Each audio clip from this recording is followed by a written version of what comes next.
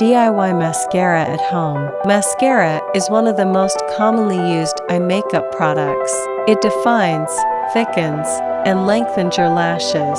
However, have you recently examined the ingredients in your mascara? Preservatives and different chemicals are found in the majority of mascaras on the market today. As a result, mascara users frequently experience adverse reactions such as red and itching eyes, and you definitely don't want that to happen. So, is it time to say goodbye to mascara? Never. Make your own mascara instead. What you need: clean mascara wand, a plastic jar or container, 1 tablespoon coconut oil, 1/3 tablespoon aloe vera gel, 1/3 tablespoon beeswax, grated, 1 tablespoon almond oil, a candle, and metal spoon. Step 1. Pour the almond oil, coconut oil, and aloe vera gel into the container and mix the ingredients well.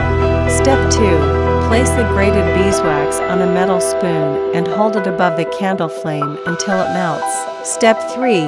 Pour and mix the melted beeswax into the container. Step 4. Wait for a few minutes for the mixture to cool down and dry out, ready to use.